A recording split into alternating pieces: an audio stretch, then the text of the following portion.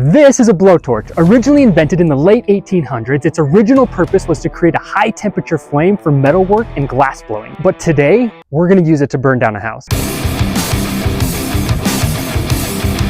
We've constructed 3 different stud bays that we're going to stuff with 3 different types of insulation used in modern construction. Then we're going to torch all 3 of them and see which ones catch fire and which ones don't. And then stay tuned, because after that, we're going to test a special 4th type of insulation that's found in everybody's house that may be doing more harm than good when it comes to fires. Home insulation has evolved from natural materials like mud and straw to the modern stuff we use today. Its main purpose is to reduce heat transfer, but one of its secondary overlooked purposes is to stop your house from burning down. To test that, we're going to shoot a flame at different types of insulation for 5 seconds and see what happens. The first material that we're going to test is something everybody's seen, which is just typical R19 fiberglass. Fiberglass insulation is made by melting glass and spinning it rapidly into fine fibers, which are then collected and bound together. These bats are then placed in the walls all throughout the house. Let's see if it burns. Go!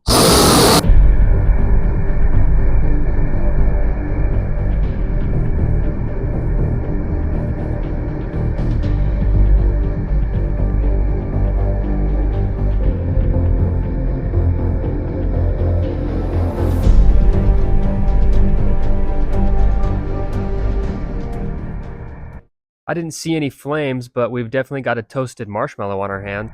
If you look closely, you can see it's actually starting to melt away a little bit, but all in all, it's holding up really well against that hot flame. I'm gonna give it an 8 out of 10 because it melted. So you can see it melted a little bit here, but nothing came through to the other side. So pretty dang good job at stopping the fire. The second type of material is one that probably most people haven't heard of, which is called Rockwool. It's made by melting natural rock and recycled slag in a furnace at high temperature, and because of its high temperature resistance, is often used as fire blocking in fire chases. Let's test it.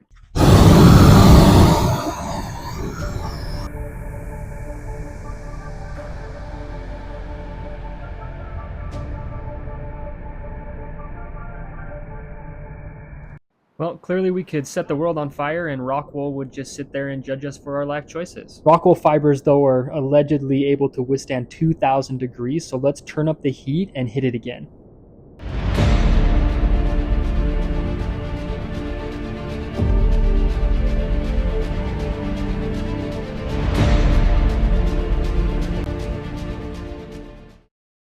All right, this thing held up like a champ. I mean, I hit it twice and it didn't do anything to it. 10 out of 10. All right, the third thing that we're going to test is this rigid board. Here's a fun fact. The first rigid board foam insulation was actually styrofoam. I bet you didn't know that. This stuff is nice because it's easy to get in tight places where fiberglass won't fit. But will it burn? 3, 2, 1, go! Let's try it again.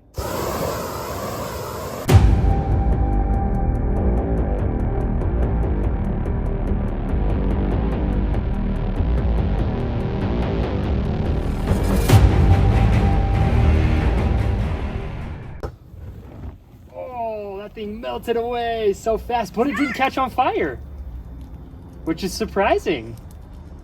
Oh, check that out. This thing like straight up melted and calcified. Not great at holding up the fire. Now the moment we've all been waiting for. Last but certainly not least, we are going to be testing some spray foam. You can find spray foam in literally every single house you go in because of how easy it is to get into little cracks and little crevices. But is the ease of this actually causing more problems than good? Let's try it.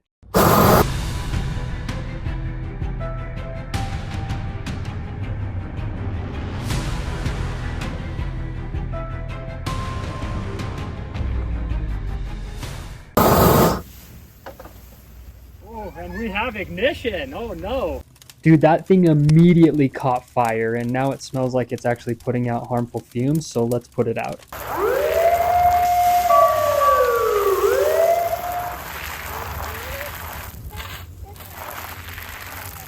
All right, that was pretty insane. So just a quick recap. When it comes to your house and fire safety, go with the Rockwool in your chases and as much as possible, as opposed to this spray foam, which went up like a chimney stack. Thanks for watching, and make sure you hit that like and subscribe button so you never miss a video in the future.